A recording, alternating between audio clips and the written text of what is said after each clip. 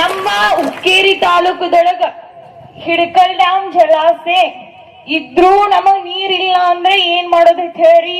ಇದ್ ಕರ್ನಿ ತಗೊಂಡ್ ಏನ್ ಮಾಡೋದೈತಿ, ನಮಗ ಯೂಸ್ ಇಲ್ಲ ಅಂದ್ರೆ ಇವ್ನ ಏನ್ ಮಾಡಕ್ ಆರ್ಸ್ ಕಳ್ಸೋದೈತ್ರಿ. ನೀವ ಓಟ್ ಹಾಕಿದೇರಿ, ನಾ ಅಂತ ಹಾಕಿಲ್ಲ. ಯಾಕಂದ್ರೆ ನಂಗೆ ಇನ್ನ 18 ವರ್ಷ ಆಗಿಲ್ಲ, ಅದಕ್ಕ ಹಾಕಿಲ್ಲತ್ತ ಏನ ಹಾಕಿರಿಲ್ಪ. ರಾತ್ರಿ ಕೊಳೆ ಚಂದಿಲ್ಲ, ದೀಪ್ ಬಂದಿಲ್ಲ, ಜಿಕ್ಕೋದ್ ಬಂದ್ 1000 ರೂಪಾಯಿ ಕೊಟ್ಟ ನಿಮಗ್ ಯಾವ್ದೋ ದೇವರ ಗ್ರಾಮದ ಬಂಡರ್ ಹಚ್ಚ ನಿಮಗ್ ಓಟ್ ಹಾಕಕ್ ಹಚ್ಚಾರಿಲ್ಲ. ಅದಕ್ಕ ನಾ ಏನ್ ಹೇಳ್ತಾನೋ, ಅವ್ರ ಲಂಚ ತಗೊಂಡ್ ನೀವು ಇಲ್ಲಿ ಕೂತಿದ್ದೀರಪ್ಪ ಅಂದ್ರೆ ರೋಡ್ ಮೇಲೆ ನಿಮ್ಮನ್ನ ಅವ್ರ ಕುಣ್ಸಿದಾರು. ಮಾಡಕ್ ಆಗ್ಲಿಲ್ಲ ಅಂದ್ರೆ ಏನ್ ಮಾಡೋದು, ಅಜ್ಜಾಗ ಅಂತ್ಲೆ ಮೊಮ್ಮಗ ಅಂತ ಮರುಮಗ, ಇವ್ರ ಪರಂಪರೆನೆ ಮುಂದುವರ್ಸೋದ್ ಬರೋದು. ನೀವ್ ಯಾವಾಗಾರ ಆ MLA ಜೈ, ಈ MLA ಜೈ, ನಿಮಗ್ ಯಾರ್ ಜೈ ಅಂದಾರ ಬೆಳಗಿಂದ್ರ ಹೇಳ್ರಿ. ಯಾ MLA ಬಂದಾರ ಹೇಳ್ರಿ. ಯಾರು ಬಂದರು? ಯಾರು ಬಂದಿಲ್ಲ. ನಾ 11 ಗಂಟೆಯಿಂದ ಬಂದ್ ಸೀದಾ ಕಾಲೇಜಿಂದ ಇಲ್ಲೇ ಬಂದ್ ಕೂತಾನೆ. ಯಾಕಂದ್ರ ನಾನು ದಿನ 30 ಕೊಡ ನೀರ್ ತಂದಿಟ್ಟ ಬರ್ತೇನೆ.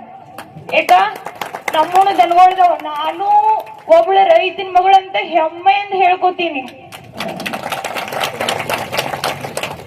ಅದಕ್ಕ ನಾ ಹೇಳ್ತೇನೋ, ಯಾರ್ ಲಂಚ ಯಾರ್ ರೊಕ್ಕ ತಗೊಳಕ್ ಹೋಗ್ಬೇಡ್ರಿ. ಇಲ್ಲಿ ಸಾರ್ವಜನಿಕ ವಲಯದಲ್ಲಿ ದುಡಿತಾರ, ಖಾಸಗಿ ವಲಯದಲ್ಲಿ ದುಡಿತಾರ.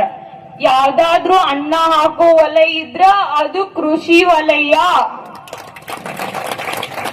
ವಲಯ ಮಾತ್ರ.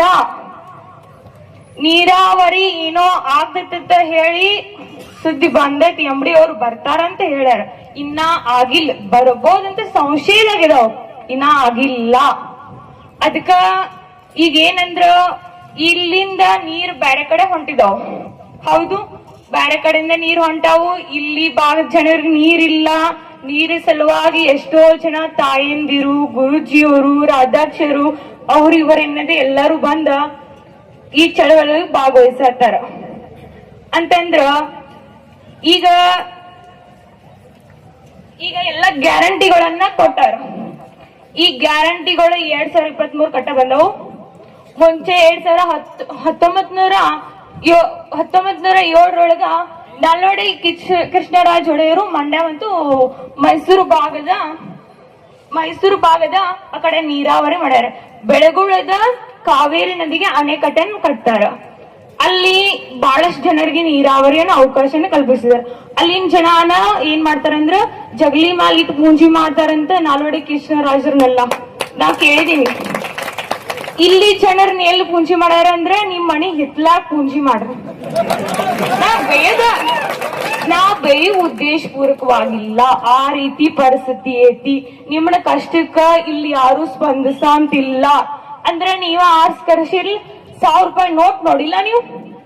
2023 MLA ಎಲೆಕ್ಷನ್ ಬಾದ್, 2024 MP ಎಲೆಕ್ಷನ್ ಬಾದ್, 2025 KB ಎಲೆಕ್ಷನ್ ಬಾದ್, ಆಮೇಲೆ 2026 ಬರ್ತೈತಿ, ಗ್ರಾಮ ಪಂಚಾಯತಿ ಬರ್ತೈತಿ, ಮತ್ ಹೊಳೆ ರಿಪೀಟ್ ಆಗೋದ್ ಬರ್ತಾವ. ಹೌದು, ಅವ ರಿಪೀಟ್ ಆಗತ್ತಾವು. ಅವ ಎಲ್ಲಾ ನಡೆಯಕತ್ತಂದ್ರ ನೀವು ಯಾವಾಗ ಶಾಣ್ಯಾರಗಾರ, ನಿಮಗ್ ಯಾವಾಗ ತಿಳುವಳಿಕೆ ಬರೋದಾ? ನಾನ್ ಕೇಳಾತ ನಿಮ್ಮನ್ನ, ನೀವು ಶಾಣ್ಯಾರ ಆಗ್ಬೇಕಂದ್ರ, ನೀವು ತಿಳುವಳಿಕೆ ಬರ್ಬೇಕಂದ್ರ ಆ ರಾಜಕಾರಣಿ ಮಂದಿನ ಬಿಡ್ರಿ.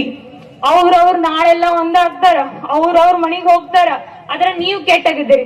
ನಾ ಆ ಪರ, ಈ ಪಕ್ಷದ ಪರ, ಆ ಪಕ್ಷದ ಪರ ಅಂತ ಹೇಳಿ ಅವರು ಏನ್ ಮಾಡಕ ನೀವು ಹೊಡಾಡಕತ್ತಿದ್ದೀರಿ. ಆದ್ರೆ ನಾಳೆ ಅವರೆಲ್ಲ ನೀವ ಕೆಟ್ಟ ಆಗೋರು. ಎಷ್ಟೋ ಜನ ಮಾತು ಬಿಟ್ಟಿದ್ದೀರಿ, ಆ ಪಕ್ಷದವ ಈ ಪಕ್ಷದವ ಅಂತ ಹೇಳಿ. ಅದಕ್ಕ ನಾನು ಹೇಳ್ತೀನಿ ಎಲ್ಲಾರು ಒಂದಾಗಾರ. ಅವ್ರು ನೀವು ಮೊದಲು ಒಂದಾಗಕ್ ಹೋಗ್ರಿ.